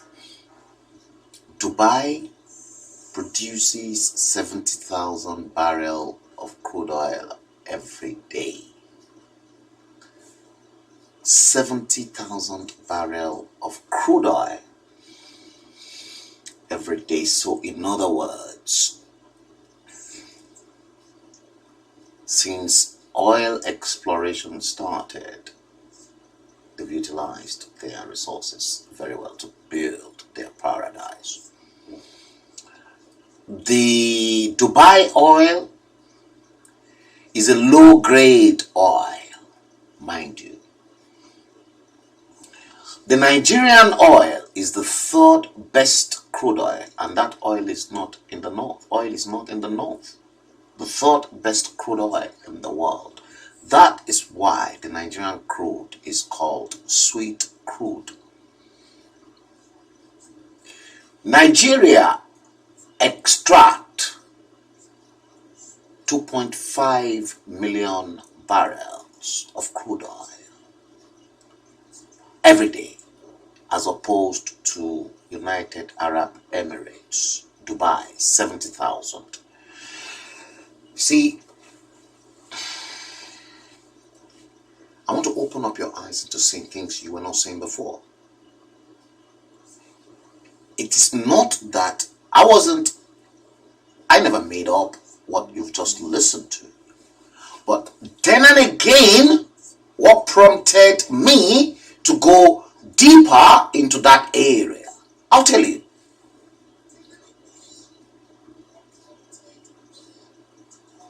The hopeless dress code between the rich and the poor. And that dress code led us into something that was more drastic. The treatment of the Nigerian police force, how they treated the northern trained police officers through their cadet training as opposed to the cadets in the south. With one fish, one sickly fish to 50 cadets.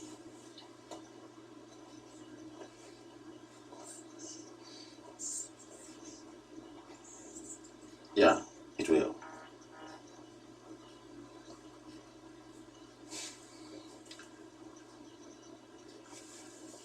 Visionary leader saw it and quickly capitalized on the resources. You had it, you had this yourself, 70,000 barrels of crude oil. And since 1999 to 2019, 20 years, Nigeria has been extracting 2.5 million barrels of crude oil every day.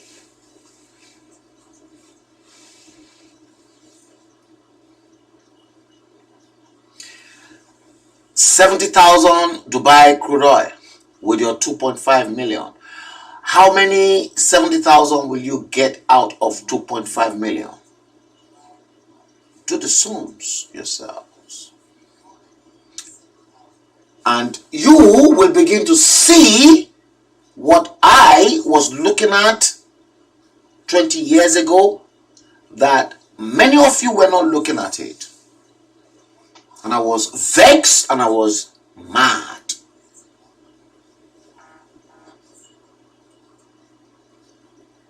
You've just heard.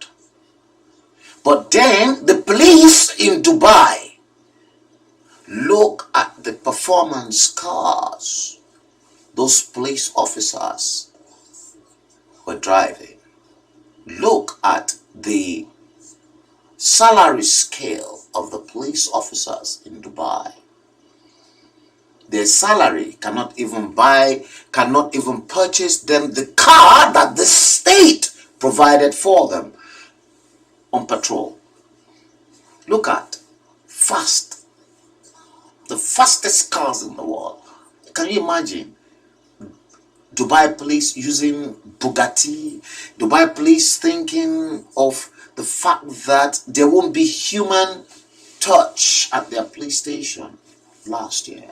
And I'm sure they're working towards that. And the same Dubai is already planning the next 100 years in their country. And you want me to be proud of that shithole? You're wasting your bloody time. They better break it up.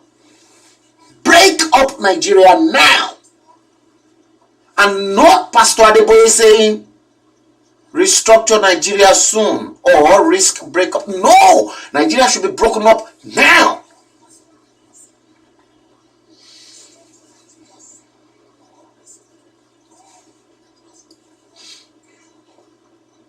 See, this is bringing me into another area. Maybe I will leave that till if I manage to crack what I am trying to crack right now.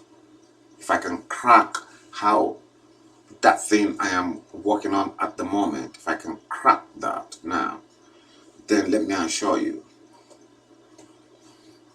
oh, there's a lot that Nnamdi Kanu and I will talk about. Let me assure you, there is a lot that Nnamdi Kanu and I will trash together. Things that people never asked Nnamdi Kanu. Oh God, I'm going to throw it, and we're going to roast. Nnamdi Kanu and I will roast Nigeria up. I will guarantee you. Between me and Nnamdi Kanu, we will roast that country up.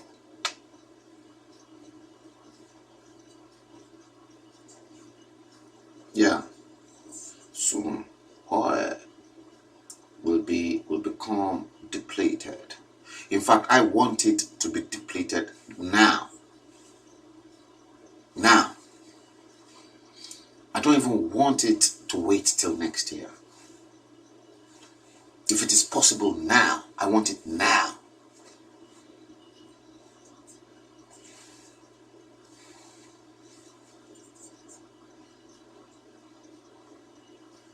I'll let you guys know. Yes, I'm still working on certain crack. And the moment those things are crack, let me tell you, the moment I crack those things, Nnamdi Kanu should be my first guest. Alright guys, I think I've streamed enough today. I hope you have enjoyed the new studio. The studio will be changing. I'm making them up myself. Nobody's making them up. I make my studio up myself in different forms, as you can see. And it is going to get better. And I think I'm going to keep the podcast camera, because I can see the quality is not that bad actually on all the devices as well, combined with the studio. Yes. So guys, I just let Noah and everybody, Matthew, Olaiwala, Elizabeth Littlejohn. Thank you, guys. Yes. Others are right. Dre. Yes. Those are the people I can see. Lamar Cakes. Steve. Osage. Yes, I didn't see you earlier on. I didn't see Steve Osage. Oh, God. Thank you, guys. I'm in Alainka. Yeah, thank you all. Yes. Like I said, I know Olushoga Badamosi. Yes, I can spot you too. Yes. Jojo. Can spot all of you. Yes, it's going to take some while. It's going to take a while for each and everybody to be used to YouTube.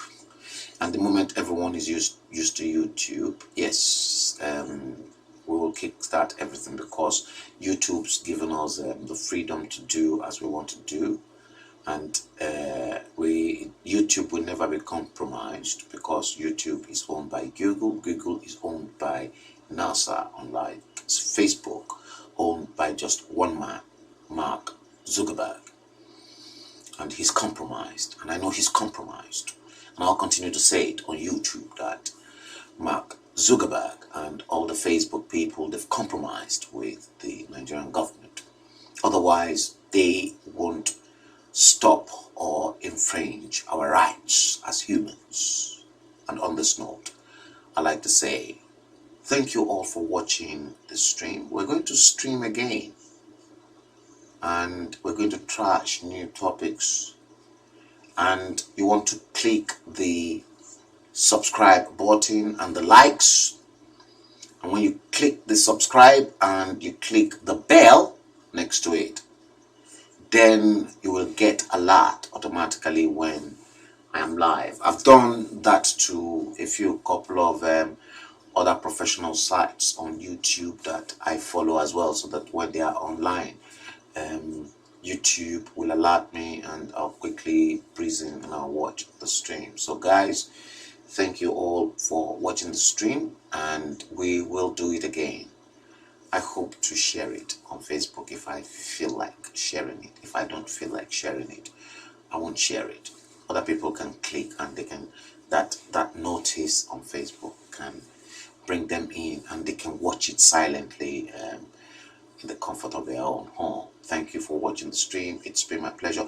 We will do it again, and we will screw up Location 9 the way we always do. Thank you very much. It's a pleasure for me to be with you. You have a great evening, and I wish you God save. Peace.